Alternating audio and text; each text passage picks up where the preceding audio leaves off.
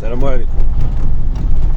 عندي واحد مجموعة الأسئلة بخصوص الأساتذة اللي خدامين كيشتغلوا في مدارس الرياضة، وكذلك الأساتذة يعني الآخرين كلهم اللي كيشتغلوا في المدارس العمومية.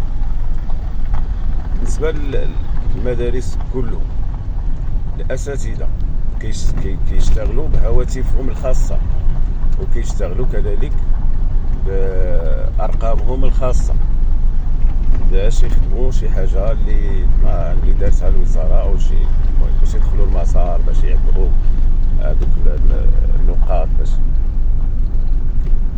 ها وحدة هادي يعني. والناس كيخدموا هادي يعني ما عرفت واش كاين شي موظف في شي وزارة أخرى ولا حتى في وزارة التربية الوطنية اللي كيشتغل الوسائل الخاصة وبز منه، يعني كيدخل خصو يبغى يدخل يعني يدير النقاط ديالو، خاصو يدخل بالرقم ديالو بالهاتف ديالو اولا بالحاسوب ديالو.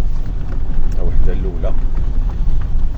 ثانيا، بالنسبه لمدارس الرياضه، الاساتذه كلهم خصهم يديروا التحميل ديال الدروس بشكل يوميا خصو يحمل الدروس اللي غادي يشتغل بهم.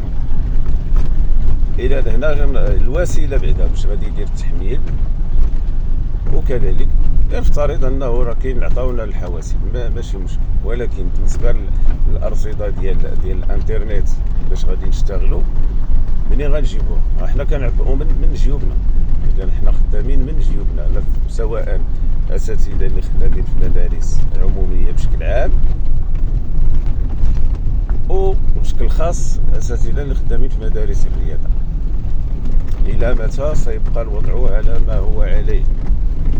واش المدرس واش الاستاذ يعني وصل لهاد الدرجه ديال الحقره اللي نسميها باش يبدا يشتغل بالامور الخاصه ديالو وبزز منه باش يشتغل؟ هي باش تخدم خاصك تعبئ انت وشغلك هذاك. المهم خاصك توصل لهذا يعني الدرس ديالك خصك ديرو، النقاط ديالك خصك تدخلهم من هاتفك برقمك الخاص الى غير ذلك. اذا هذا غير في هذا الاطار هذا، ومازال حوايج اخرين